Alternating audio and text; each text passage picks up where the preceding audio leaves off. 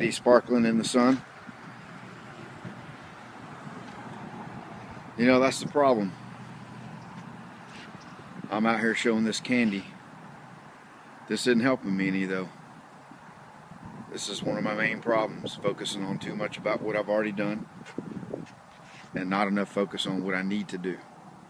Looking at this candy paint in the sun, as cool as it is, isn't helping me get all that interior and everything else that needs to be done to get this thing going, finished up. It's also not helping me in here get this motorcycle finished up, which is what we're working on tonight.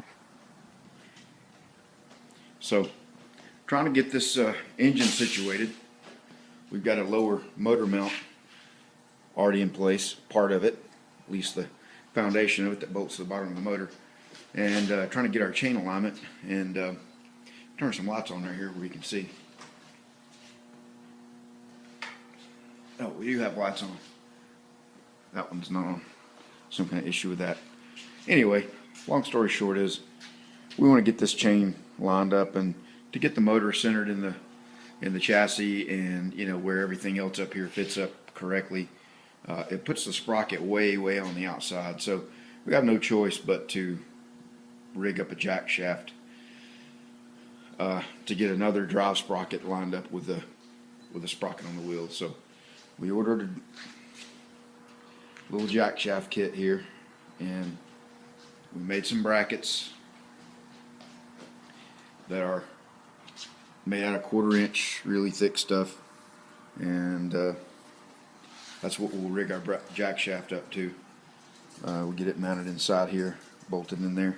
So that's what we're working on. We'll work on that and come back and show you as we make progress on getting that bolted up. Hopefully the motor mounts, get those bolted up and chain on it and see what we got. Alright, well, it's been a while since we've got to use some of our little 2-inch clamps. You know, we bought about 1 million of them when we were working on the Mustang. So anyway, we got this kind of rigged up here. This is kind of what we're going for. You can see this upper sprocket here will have a little chain on it that's driven off the engine, and then up here we'll have another sprocket that'll come back and drive the rear wheel. So anyway, that's kind of what we're doing. We're going to take this back off and clean up these brackets, and I don't know, maybe lop that off right there and get rid of some of that just to make it a little more aesthetically pleasing if we can. So that's what we're doing. Last couple of times I welded, this thing was acting up, and the response rate was really slow and pretty much blinded me. And it's pretty much the bottom of the line, $49 lowest, cheapest auto darkening helmet you can get. So stepped up and got a little nicer one with a bigger viewing area and just, you know, all around nicer helmet. So anyway, we'll be using that today.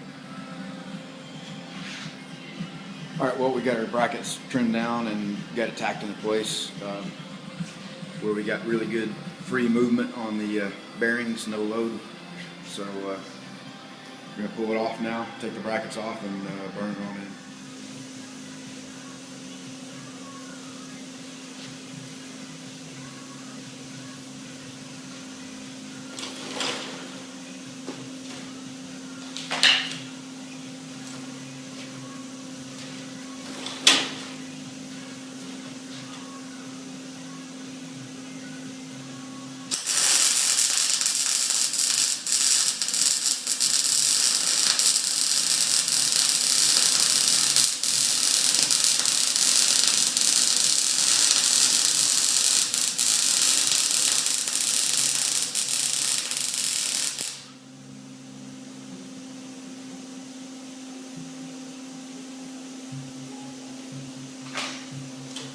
Got our brackets welded up.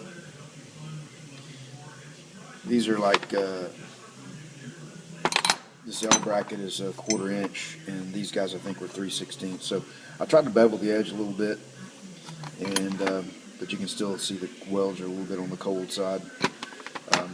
Man, that helmet is awesome. You know, it's like I've been welding in the dark all these years. You can see perfectly out of it. And even though I can see perfectly out of it, I still don't have really nice welds. They're okay. I think they'll be strong enough for what we're doing here, welding on both sides. Had to do a little clearancing where the race of the bearing or the snap ring, I guess, on the bearing rods up against that. So here's our homemade press. I don't really own a press. I wish I did. I don't even own a bench vise that's bolted down to anything. So we'll see if this will go in here. We got it kind of rigged up here. You can see the bearing going in there.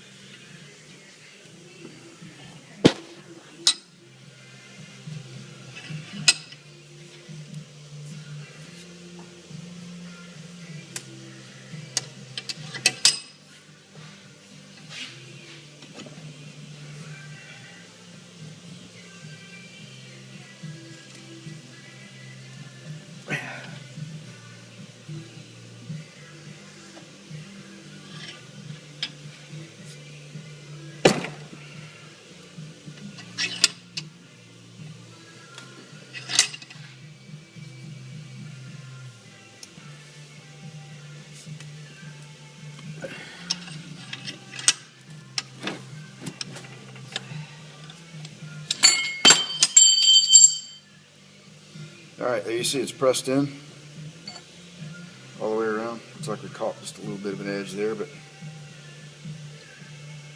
feels like it's moving free. So we'll do the other one now. Alright, well, we get it all fitted up. You can see that this sprocket here is going to get chained up to the sprocket on the output of the motor, and then this one we will get centered and lined up with the rear sprocket, and you can see we've got some adjustment there to get that perfectly lined up. So anyway, pretty much got it fitted up. It's these have some Allen screws, so I'm gonna use a automatic center punch to drill some little indentions so the Allen screw stays put. And this guy has two of them on it. It's black, you can't really see them, but there's one right there, and there's another one. One of them gets a key in the slot there for the keyway, and then same thing on this one. So these two outer collars will go up against the bearings, and they have a snap ring on the outside, so it kind of pulls them tight. So anyway, we'll get this thing fitted up and then work on getting the motor mounts made and welded in, and we'll go from there.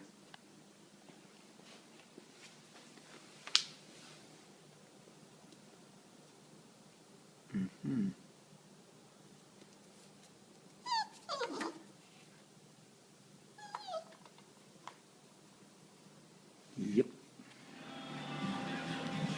Alright, well, got our motor mount mounted in there. Just had to get this thing sitting the best way we could. Got a real close tight situation on the wheel here, but we got some room back here to move it back a little bit. And what we'll probably end up doing is coming off right here down to this old plate with some kind of a bracket. That's got 4 bolts in it there and 2 more here. That should be all the support we need for this little motor. So we'll unbolt the motor out of there and take this little rear tire off. Go ahead and burn that weld in there. Alright, well, got that welded in there, and that's 1/8 inch stuff, and the tubing of the frame is probably about 1/8 inch as well, so that's about the maximum of the welder. You can see it, the welds that lay down are a lot nicer than the ones we did on the Jackshaft. Just better penetration. Pretty much had it wide open on the amperage, and about 75% on the wire speed. So you know, with that motor and this frame, there really wasn't anything to square this thing in here with, and you know, we just eyeballed it the best we could, and so we'll probably have to might have to elongate those holes a little bit to get the right tweak on it, but anyway. Alright, we'll wrap up this video with that, and we'll be on to welding up, making some brackets for the caliper mounts for the brakes.